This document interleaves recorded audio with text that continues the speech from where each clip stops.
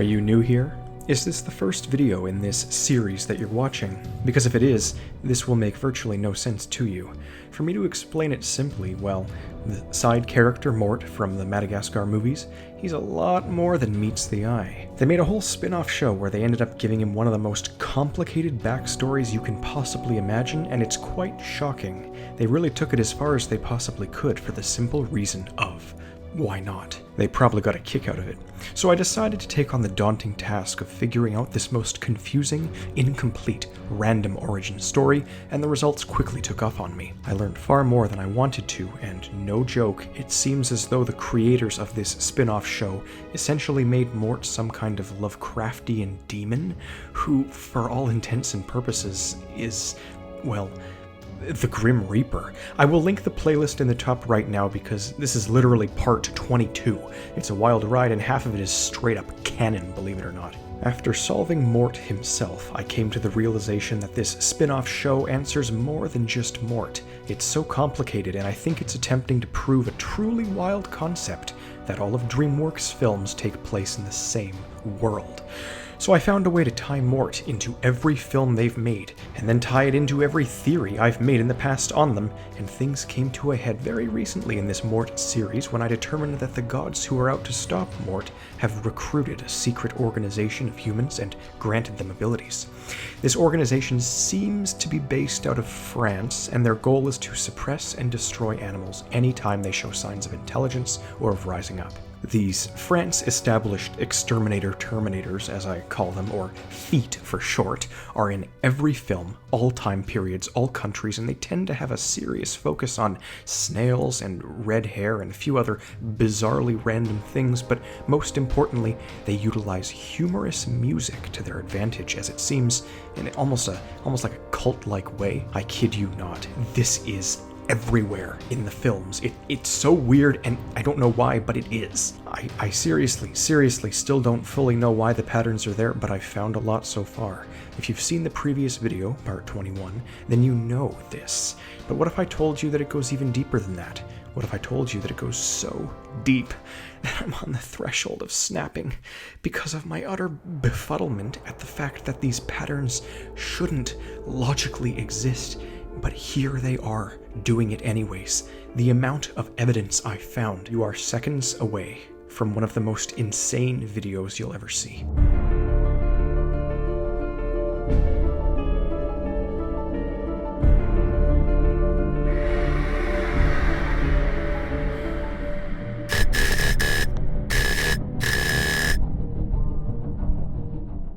Hello.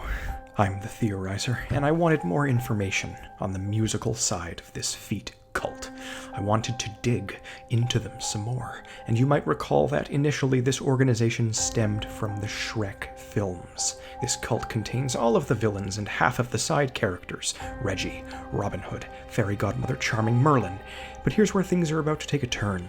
I thought it was kind of funny and dumb when I made that original musical meme cult theory. It's a legitimate theory, but still presented quite silly. But by now, though, you should understand just how real it is. And here comes an absolute flood of additional proof that this is a thing that exists. Let me introduce you to our next massive puzzle piece, the Pied Piper.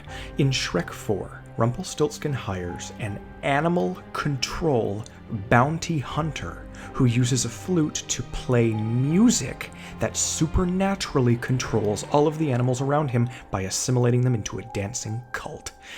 This is almost the perfect evidence. Like, really? A bounty hunter who magically controls animals with music? This is my exact theory. This should also sound quite familiar to another self-proclaimed animal control officer, Chantal Dubois, who is a critical member of the FEET organization, as we've established. I'll call the members footmen, because that's easier and already a word, so my script won't autocorrect, of course. Also, once again, we see that hairstyle that's a little similar to Reggie and Robin Hood and Farquaad, and come to think of it, some of the villagers who were out to hunt Shrek at the beginning of the first film, which is also something new I noticed. But there is, so much more. I can feel it. I started rummaging around the other films, and then it hit me. How did I miss this before? You know how Duloc is an important stronghold for the organization because of Lord Farquaad? Remember that, right? Well, take a guess how Duloc introduces its visitors. It greets them with a song that passive-aggressively tells them to stay in line. This is beat for beat a musical cult. If you somehow didn't believe me before, do you believe me now? We have more than enough evidence, really, but I'm not done. I want everything. So I watched through the films yet again and paid closer attention to Shrek's big moment in the third film.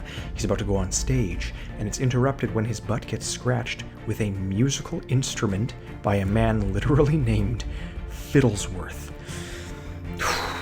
This is like some sort of nightmare. It's like the universe is taunting me, and here's just the thing. It keeps going. The second film's entire climax is literally the fairy godmother, esteemed member of the Feet, piquing her evil plans with a musical number. Honestly, why is this happening to me? A whole entire orchestra appears behind her as she sings into her magic wand and rolls across a piano.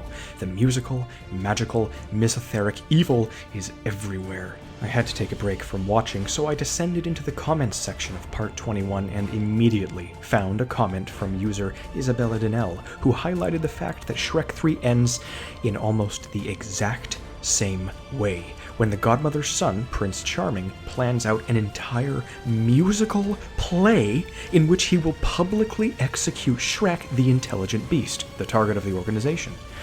Charming's whole life has been musical and dramatic. He even defaulted to theater after his mother died, which makes sense given everything I've been saying. So then I decided to go in and take a closer look for myself, and I damn near fainted when I realized what was really happening. If you know anything about classical music, then you probably know of the very famous song Danse Macabre by Camille Saint-Saëns. This is what Charming sings half of his musical to. If you couldn't tell already, this is the missing link. Danse Macabre is French. Care to guess what the song's about? It notoriously means Dance of Death. It famously details the Grim Reaper resurrecting the dead so they can dance on their own graves. They had thousands of songs to choose from for the big moment in a musical where the human kills the beast rising to power, and they chose this one. This song about Mort. If you're not acknowledging the musical cult at this point, I don't know what to tell you. Oh, wait. Yes, I do. Here's some more evidence. Shrek 3 did a lot of things and played a critical role in my original discovery of the music cult, so I kept looking, and it dawned on me that I'd been ignoring Captain Hook up until this point. What caught my eye again was that pesky hairstyle, but that's not what I'm here for today, no. I'm here to expose him for his more significant ties to the cult, because he's always playing that piano. Always, always, always. This surprised me, but what really got me was when they roll it all the way out into the wilderness just for their fight with Shrek. Why do they do this? What a waste of time and resources, unless it's truly important. And here's just the thing. The instant they roll it out, Donkey screams, "Look out! They've got a piano!" The absolute terror on his face. Donkey knows about the cult somehow, on some level, in some way. I mean, let's see. First of all, he's one of the main intelligent animals in the Shrek films, so much so that he was the big introduction to the concept when they were all surprised he could talk. He's also constantly doing what? Singing. Just walking around singing to himself. When Shrek asked for Farquaad's location, Donkey was one of the only characters to know the answer, let alone say it. And Farquaad, of course, is a critical footman. So now you're seeing why I included my Donkey theories in the playlist. He has a number of horrific stories about his past, and I wonder if he was bred as sacrificial food or something, but more of that stuff in Part 23. Tying this back around, we can reasonably assume that it would connect to Captain Hook and his piano as well. And take a wild guess, who hijacks the piano mid-song during their battle? Merlin, one of the main magicians I deemed responsible for the musical cult's existence. Then, when Shrek blows up the piano with his cannon, what happens? All of the enemies freeze, panic, and then run away as fast as they can. The music, their connection to the gods, their upper hand, has been severed. the music stops, and they're gone. The music serves as a link, but more on that too in part 23, because are you satisfied with the music cult yet?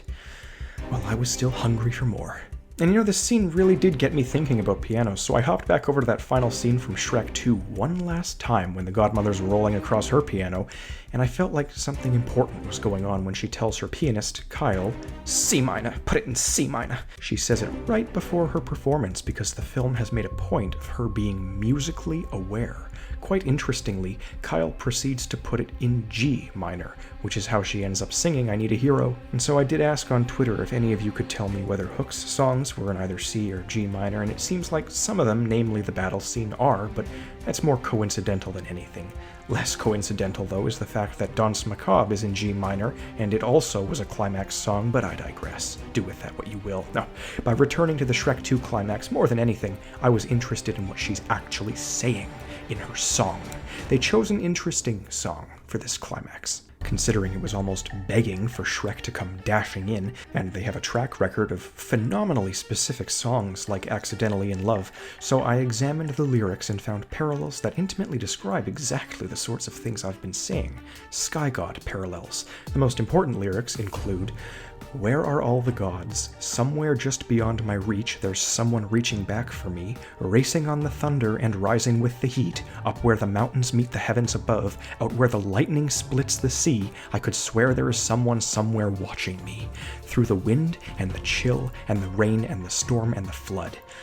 This is all too suspicious, and I'm terrified. If this still isn't enough, well, the first two films both end with musical numbers, I'm a Believer and Living La Vida Loca. There's also bonus features on the DVDs, with the first film having a whole karaoke party, and the second film having it too, in the form of a singing competition in which Simon Cowell arrives and judges the main cast. Are you kidding? I mean, I don't think it's literally Simon Cowell, but it's most certainly some sort of musical judge from far, far away, and it is in fact voiced by Simon Cowell, and they call him Simon. The canonicity of these aren't to be dismissed either, as they even bridge gaps between both Charming and Doris's character arcs of the second and third films. Still, it's not linchpin evidence, keep that in mind. It is support for the overwhelming rest of the evidence. And by now, it should be clear.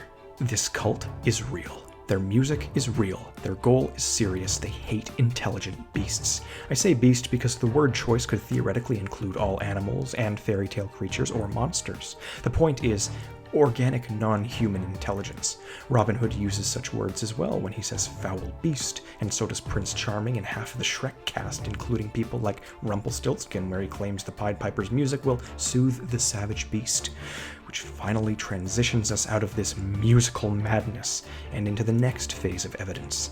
If you haven't guessed by now, the Shrek films are far more critical than you can possibly imagine, and Rumpelstiltskin is where we'll start with the next chunk of this. We established way back in my fairy godmother theories, somewhere around part 8 of all this madness, that Rumpelstiltskin's plans involved everything the fairy godmother had plotted, and that the fairy godmother's plans included everything that Lord Farquaad had plotted. Rumpelstiltskin's at the top of this hierarchy. Not all members of this organization have the same goal. Remember, there's lots of overlap in goals and tactics and communication, but I almost referred to this organization as a freelance one because the Sky Gods manipulate and bend and twist and lie to this disorganized organization so long as their goals are met. The biggest manipulation tactic they use is, of course, the hatred of animals, which persuades many humans, but not all. In fact, their target is Mort, and they can often achieve that without the help of humans and sometimes even with the help of animals. This is important, and with that said, Rumpelstiltskin is probably the closest to the Feet organization, giving him being at the top of the manipulation chain. They're all footmen in their own right, but Rumpel's quite interesting and worth more of a delve. When his evil plans engage, so too does the creepy lightning, which, plot twist, could very well be courtesy of the Sky Gods. And here he proceeds to hyperventilate as Shrek signs his contract, and I kid you not, his actual feet rip through his shoes and dig into the ground. I was already in a panicked state, and I hadn't realized I'd turned the audio into French when I was watching, so when he started saying sign and it sounded like sing, I nearly fell out of my chair. An important thing to note about Rumpelstiltskin is that he's more of a magical creature than a human. We established aliens and other creatures as wild cards in the eyes of the organization, and thus they can go either way. This is why I made that point about the Sky God's goals and how things aren't exactly black and white. Rumpel, though, he's quite clearly a member of Feet. First of all, he hires the Pied Piper, and he himself laughs about musical manipulation, which is something he seems interested by, to the point where he sets up a damn nightclub in his castle. There's also the big one, which is that he has, well, red hair. As you may notice, this is one of the smaller connections, but it's made much larger when the film makes a huge point about his hair when he gets a fiery wig, quite reminiscent of Devil Dubois. He also makes devil deal contracts that transcend universes, but honestly that's more like Mort than anyone. Yes, if we want to truly highlight Rumpelstiltskin, there needs to be a really big, really interesting plot thread involved. Luckily, I have that video where I dissected Shrek 4's triple timeline, and I think I've found something new. In Shrek 4, Rumpel planned out a massive scheme in which he tricked Shrek and bent space-time to his will. This film is one of the only other times that the multiverse becomes a critical focal point aside from All Hail King Julian. This is different though, because what again was the result of this Shrek 4 parallel universe? Well, it was apocalyptic. Animals enslaved, ogres hunted, Rumpel in charge, everything destroyed in favor of dystopian control and order. This is, generally speaking, the sort of devastated world that would likely result from trying to get a grip on things like animal intelligence, to hold back something that advanced, just to get enough time to split Mort yet again. It's a dystopia. Mort is chaos, but this is too much order. It's a dictatorship that doesn't care about, well, much of anything at all. It's one of many feat endgames, and a lot had to happen to get it to work. Rumpel's scheme alone wasn't enough. On its own, he needed Shrek's willing participation. It was a miracle that it all played out, and I mean that literally. Let me explain. Shrek went back to Far, Far Away following months of boring, dull repetition in his life. It was almost the exact same day, repeated over and over and over again. This was the catalyst for the rest of Shrek 4, and it drove Shrek nearly insane. This is all a reference to the oft mundanity of family life, except it's more than that. At the very, very, very beginning of the film, Shrek is fine. He's already been doing this for ages, but it's only when the film starts that he begins losing his mind, or more specifically, after that first day. So darn it, I delved and rewatched that entire first day. I thought I couldn't find anything, and then my jaw almost dropped off of my skull. It was the Sky Gods that did this. So, what did you wish for? That every day could be like this one. What in the f***? The Sky Gods literalized his wife's wish in simultaneity with Rumpel's cold open vengeance scheme and put Shrek in a vague, looping hell state so he'd cave at the slightest provocation and bootstrap the apocalypse. Ogre for a day, my ass. How's that for a metaphysical paradox? Alright, so we've seen some good evidence and flimsy evidence, but all interesting points nonetheless, and it just begs the question, how much of the Shrek films are a conspiracy? When I told you they were important, I wasn't lying. They're almost as crucial as Madagascar is. It's like, in this time period, the Sky Gods are desperate and in full effect. We already know of some smaller manipulations, like how the fairy godmother actually wanted Shrek to save Fiona, but what else could there be? I often lay awake at night, asking myself, how did Shrek have Fiona's fairy tale book all the way out in his swamp?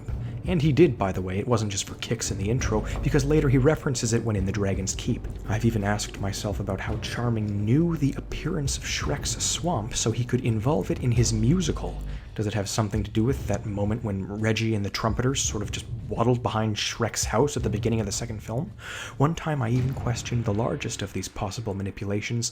How did Arthur's classmates know to play All-Star? Yes, if you recall from the Reggie theory, the band plays All-Star when Shrek enters the school, but how? How do they know to do this? Conspiracies everywhere, I'm telling you. For this video, I decided there was one relevant enough to the Feet cult to warrant an entire section, and that would be on the matter of King Harold. You may remember when I absurdly claimed that Reggie assassinated the king back in, what was it, part 12? Well, I've come to the understanding that he might not have, but someone he's affiliated with most certainly did, unintentionally or not. You see, King Harold was turned from a frog into a human by the fairy godmother's magic. He turned back when she died, and it probably didn't help that he was slammed with her energy blast. His transformation and reverse transformation are, as I understand it, a magical manipulation that is not permitted. He's changing states, and one might argue, changing sides, using the magic that the fairy godmother funnels from the Sky Gods themselves. This is a disrespect of the highest order, and I wouldn't be surprised if it wasn't the godmother's magic that killed her, but rather the sky gods snapping their tether and thus annihilating her for her failure. Harold goes differently. Without the magical connection, he slowly withers away as an impossibly old frog, unless of course they sped up the process by having someone like Prince Charming kill him with poison. There are no accidents, to quote a possible warlord. And as these other intelligent frogs literally sing, live or let die. Hashtag in before the Mort. Charming, you see. He watches this funeral from a distance, and considering his plans with Rapunzel must have spanned a significant amount of time that we never got to see, it means Charming could have already been working on this prior to his declaration of vengeance, but this is all speculation. There's one massive connection King Harold has, one critical link so shocking and bizarre that I'm not sure what to make of it. It could be nothing, or it could be everything, so pay attention. Chantal Dubois, one of the most famous footmen around. The definition of an exterminator terminator. I showed Chantal Dubois so many times in part 21. Here, there, everywhere, and I somehow missed the obvious. Pineapple is literally on her hat! She never once removes this hat in the time we get to see her, and I can't believe I missed this, but the commenters certainly did, and a few people have brought it to my attention now. She bears the symbol of her leaders. Here's just the thing. I know this is flimsy, but it's not nearly as flimsy as you think it is. I want to clarify that this is not a fleur-de-lis, but if it were, it would also be evidence, and here's why. For those who don't know what I'm talking about, I hadn't realized it either until commenter Red Panda Boy pointed it out, but Prince Charming's main outfit is covered in fleur-de-lis symbology. Real fleur-de-lis symbology. You can find them frequently in Dreamworks, but mostly in the Shrek films around Far, Far Away. This is noteworthy because what is a fleur-de-lis? Well, it's a very famous symbol. That is French. There's more, so prepare yourself. This famous French symbol is largely on medieval French things, most notably the flag itself. It bears a mild resemblance to pineapple, which I guess would make sense if the sky gods are tied to France. And I already rewrote real-life Madagascarian history in part 21, but again, its resemblance to pineapple is really mild. The symbol on Dubois' hat, if not pineapple, is instead maybe a sort of parodied cross between a pineapple and a fleur-de-lis, which would only help my case yet further. So what does the fleur-de-lis represent exactly? Here's the mind screw. It represents a lily. This realization hit me funny, and then I realized why. King Harold, as a frog, claimed to have lived in a lily pond before marrying his wife, Queen Lillian. Is there any tie between him and the physical symbol, though? Yes. I scanned as hard as I could, and then I finally realized that it was right under my nose the entire time. His crown is covered in iterated fleur-de-lis symbols that are modified into a parodied pineapple shape. Again, have I lost it? Have I lost it? My point is that there's something here, somewhere here. The dilemma is that you theoretically could construe this one in many ways, but the fact of the matter is that if it is construed as valuable evidence, it would be the single best evidence yet. Both of these notions cancel out, however, and thus I see this as more or less just another pin in the corkboard. Nothing overly special because of the possibility of it literally being nothing, but I can't dismiss it either because the context of this is critical. You see, this crown is worn by the kings of Far, Far Away, as we see both Charming and Arthur wear it following Harold's death. This means it was worn by those terrifying previous royals I blabbed on about in the fairy godmother videos, and thus that whatever this intends to represent would be theirs. This could imply a number of shocking things, such as a schism in the feet, considering the fairy godmother was a part of it too, but this will, as with many things, be reserved for the logic segments of this massive theory, where I will fill the vastly numerous holes I've created for myself by finding all these connections. Alright, back to the main video. To put all of this King Harold stuff simply, the sky gods were somehow involved in his death, intentionally or not. Charming then took his rightful place, but was of course killed by his own musical prop in the climax of film 3. I would like to finally note here that the sky gods have supernatural life extension in full swing during all of this. Charming stares up at the falling tower and questions, "Mummy?" before being crushed to death. It's my understanding that he literally saw her as he was seconds from death and is a footman. If you recall the very ending of part 21, I brought up the matter of Farquaad's ghost and how he too was granted life extension. It's the opposite of Mort, and it's the Sky God's ace up their sleeve. I've realized since then that he truly seemed to believe that if he killed Fiona, she'd want to become his queen of the underworld. He wasn't exaggerating. This only pans out if he somehow has control of her spirits, which is even more proof that something's going on, because why would his ghost be all that special? Finally, look at the way Farquaad is destroyed. Dragon blasts his soul into a dozen smaller spirits. Tell me this isn't word for word how I described Mort. That is largely all of the Shrek evidence. Now, give me a few days to get out the rest of this insanity, because we've only covered the first half of my findings where I clumped together everything to do with Shrek. The remainder is far more shocking and better. I will not be long. Keep checking. There's going to be another even longer second half coming extremely soon, within days. I guess that would make it part 23 then. Good grief. Sorry about the absence of Mort in this part, but I more than make up for it in the rest of the findings. Until a few days from now, I'm the Theorizer.